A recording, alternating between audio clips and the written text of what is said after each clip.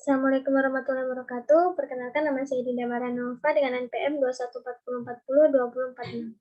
Hari ini saya akan menjelaskan diskriminasi harga.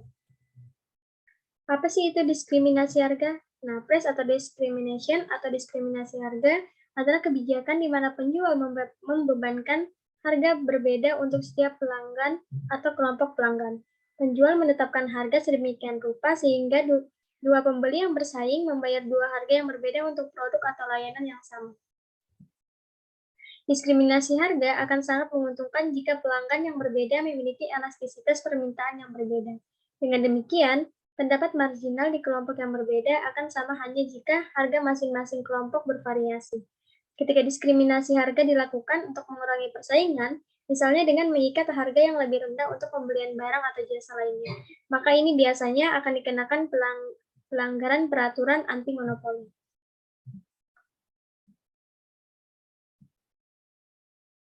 Selanjutnya ada contoh diskriminasi harga. Yang beberapa industri yang sering mengadopsi strategi diskriminasi harga seperti industri farmasi, penerbit buku pelajaran, dan industri perjalanan. Beberapa sektor strategis seperti utilitas dan listrik yang biasanya dikendalikan oleh perusahaan juga sering menerapkan strategi diskriminasi. Selanjutnya yaitu jenis-jenis diskriminasi harga.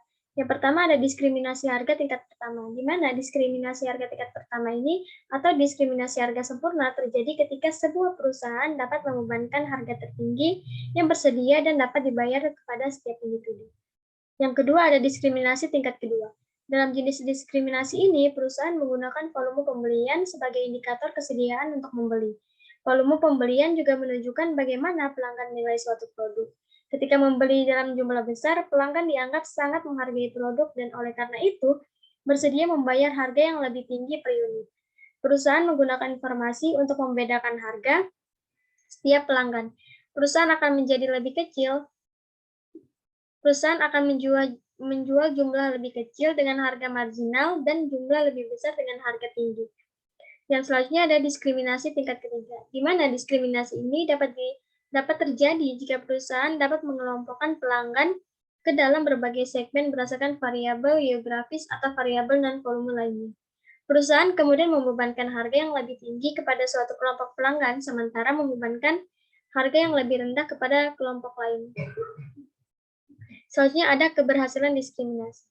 Diskriminasi berhasil ketika perusahaan dapat mencegah pengiriman barang dari pasar yang lebih murah ke pasar yang lebih mahal, atau hindari penjualan kembali produk dari individu yang membeli lebih murah ke individu yang membeli lebih mahal.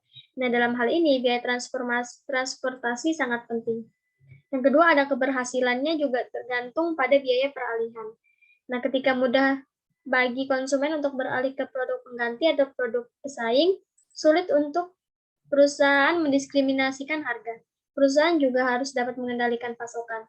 Selain itu, antara pasar memiliki elastisitas permintaan yang berbeda untuk produk yang sama. Selanjutnya ada pengaruh struktur pasar. Pertama, ada diskriminasi harga tidak mungkin terjadi dalam persaingan sempurna, karena permintaan pasar di setiap pasar sangat elastisitas. Perusahaan mengambil produk pasar sebagai harga jual produk-produknya. Dalam jangka panjang, tidak ada peluang bagi perusahaan untuk mengenakan harga lebih tinggi dari harga pasar. Selanjutnya, praktik diskriminatif lebih mungkin terjadi di pasar persaingan tidak sempurna, terutama di pasar monopoli, karena hanya ada satu produsen di pasar tersebut. Perusahaan monopoli memiliki kendali mutlak atas harga, pasokan, dan kualitas produk. Pemonopoli dapat menjual produk karena dalam beberapa situasi di dua pasar atau lebih dengan harga membedakan untuk memaksimalkan keuntungan. Selanjutnya, keuntungan diskriminasi harga. Pertama, ada peningkatan pendapatan. Diskriminasi harga pada perusahaan mempunyai dua sisi yang berbeda. Untuk perusahaan mereka sendiri masih tetap bisa bertahan walaupun memang tidak bisa memperoleh keuntungan yang besar. Namun untuk perusahaan lainnya, strategi ini bisa saja menimbulkan kerugian. Salah satu contohnya, perusahaan yang bisa mengeruk keuntungan dari diskriminasi harga adalah perusahaan transportasi. Yang kedua ada peningkatan layanan konsumen. Bila strategi diskriminasi harga mampu memberikan peningkatan yang signifikan pada pendapatan perusahaan, maka mereka juga bisa meningkatkan layanannya pada konsumen. Caranya adalah dengan menggunakan hasil dari strategi ini agar bisa memenuhi keperluan konsumen.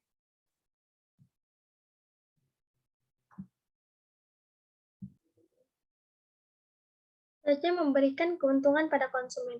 Selain mampu memberikan keuntungan pada produsen, diskriminasi juga mampu memberikan keuntungan bagi konsumen.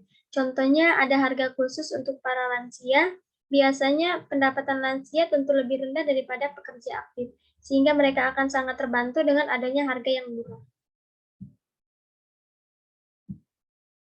Selanjutnya, mengelola permintaan konsumen. Pihak perusahaan bisa melakukan pemerataan permintaan konsumen dengan adanya strategi ini.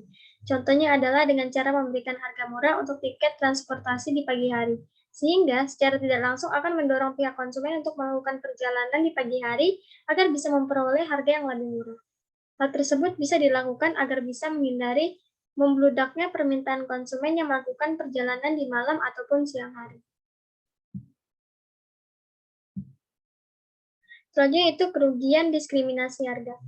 Yang pertama ada harga yang terlalu tinggi untuk beberapa orang. Bila ada konsumen yang merasa diuntungkan dengan adanya harga yang lebih rendah, tentunya akan ada juga konsumen lainnya yang merugikan dan dirugikan karena harus membayar dengan harga yang lebih tinggi.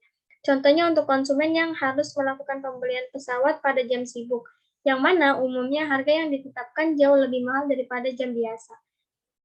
Hal ini akan membuat strategi tersebut menjadi tidak efisien. Selanjutnya itu surplus konsumen menurun. Penerapan diskriminasi harga akan membuat surplus konsumen menjadi rendah dan mengakibatkan kesenjangan yang semakin besar sehingga masyarakat di sekitar masyarakat. Hal tersebut akan terjadi bila perusahaan menerapkan diskriminasi harga tingkat 1. Selanjutnya ada ketidakadilan bagi konsumen. Walaupun strategi ini ditetapkan dan dilakukan dengan berdasarkan kelompok sosial tertentu saja, namun konsumen akan merasakan ketidakadilannya. Contohnya orang dewasa dan lansia harus membayar satu produk dengan harga yang berbeda. Nah ini bisa jadi orang dewasa yang membayar tersebut adalah seorang pengangguran dan lansia mendapatkan harga lebih murah ternyata lansia yang kaya.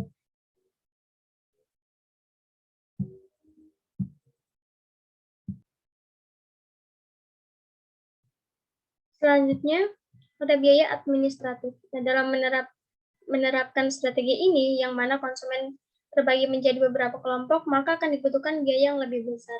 Biaya administratif yang harus dikeluarkan perusahaan akan berakibat pada peningkatan harga produk secara langsung.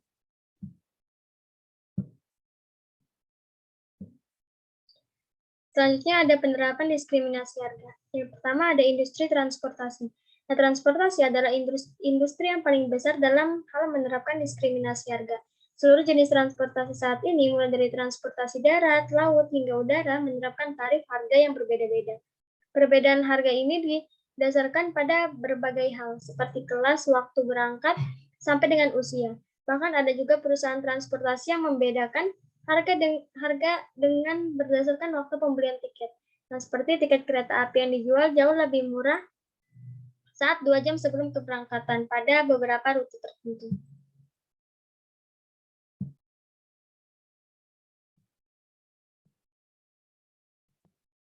Selanjutnya ada harga retail. Pihak produsen bisa menjual produknya pada suatu perusahaan retail yang sama pada beberapa daerah secara bersamaan. Perbedaan harga di dalamnya hanya berdasarkan pada beberapa banyak jumlah produk yang dibeli oleh masyarakat di daerah tersebut. Selanjutnya ada kupon. Memberikan kupon adalah cara produsen agar bisa memberikan konsumen mana yang lebih sensitif pada harga dan mana yang tidak. Mereka yang rela mengumpulkan kupon demi kupon adalah konsumen yang sangat sensitif terhadap harga. Selanjutnya ada harga premium. Harga premium yang ditetapkan pada suatu produk artinya produsen mengeluarkan biaya marginal yang lebih tinggi untuk produk tersebut daripada produk lainnya. Contohnya saja seperti harga teh. Teh biasanya akan dibanderol dengan harga standar, sedangkan teh yang diberi label premium bisa dijual dengan harga yang lebih mahal daripada teh standar. Jenis diskriminasi harga seperti ini sama seperti yang diterapkan pada harga tiket pesawat. Penerapan harga seperti ini akan memberikan keuntungan secara tidak langsung pada produsen, yakni konsumen yang bersedia untuk membeli produk premium dan rela mengeluarkan uang yang lebih banyak.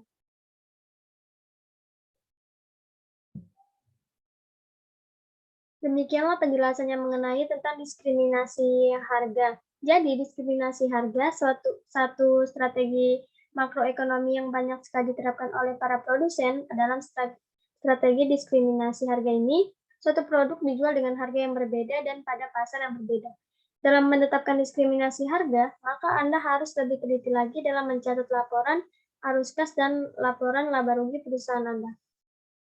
Kenapa? Karena harga dan juga nilai keuntungan yang diperoleh dari strategi ini beragam, sehingga harus dicatat secara rapi. Bila perlu, gunakan software akuntansi akurat online. Software akuntansi ini akan membantu Anda dalam menyiapkan lebih dari 200 jenis laporan keuangan yang bisa Anda dapatkan dengan mudah dan cepat dalam hitungan detik saja. Selain itu, akurat online juga dapat dilengkapi dengan fitur dan support yang baik, sehingga akan menjadi lebih memudahkan Anda dalam berbisnis.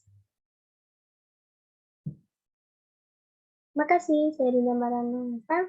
Terima kasih jika ada salah, mohon dimaafkan. Assalamualaikum warahmatullahi wabarakatuh.